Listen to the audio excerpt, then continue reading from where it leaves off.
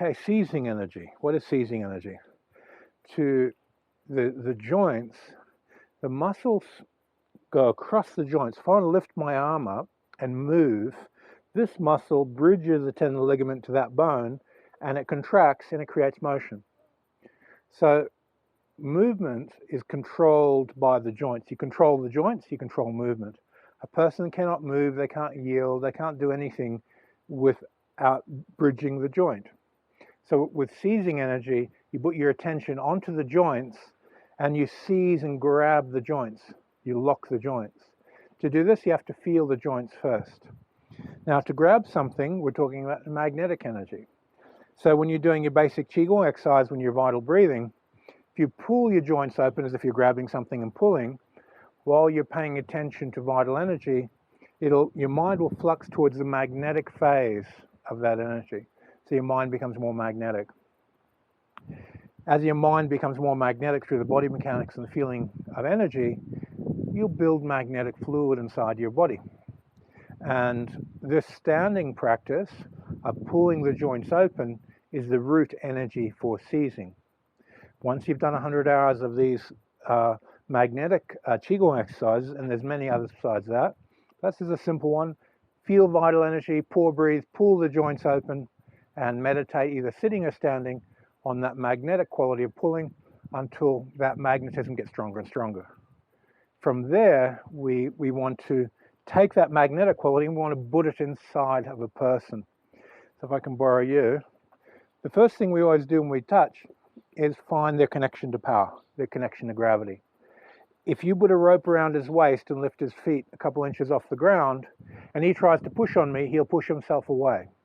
So the first thing we always do, what is his relationship to gravity? What is his root of power? The only way he can overcome not having a root is speed, like shooting a gun. The bullet isn't grounded, but it has enough acceleration to do damage. So he loses his mass, but can still produce speed when we cut the root. So when we're looking at internal power mechanisms and how to produce power, you have methods that are based on connected mass. You have methods that are based on speed. We remove his ability to connect mass by connecting the feet and disrupting his root, so he can't send connected mass to you. And this is why we always touch the feet. And the second reason why we always touch the feet is when I'm connected from here to there, I will automatically feel everything in between and naturally gravitate to the centers of tension inside his body between the point of contact and the ground. So you can feel the whole, and then the centers of tension you can also feel. So always touch the foot. When he's doing something with me, he wants to stretch his awareness into my feet, so we get a root-to-root connection as an autopilot type of based behavior for any internal training. If you're doing healing, if I touch my partner here to release tension, I touch his foot, I get a radar rebounding force back to my hand, and then I can relax that energy inside his body to release and do healing on him. So whether I'm doing Tai Chi, healing, or teaching, I want to follow the same process. To open someone's energy system up to learn, to heal, to train requires the same fundamental mechanism. You go through that same door, and then we have all these options inside of that. So I've touched his base. So I've got a connection from there to there, back to here. So it goes down and up so that the radar sends a signal back and I can feel. Once I've got that, then I produce all the physiological triggers in my body to start grabbing each joint. So I feel the line. You may want to pull and push, lever this way and that way on his elbow, lever forward and backward on his shoulder, a little bit in and across on the scapula, down across the ribs, and then into the hip, down the hip, and then across the knees a little bit, and then in and under the ankles and circle.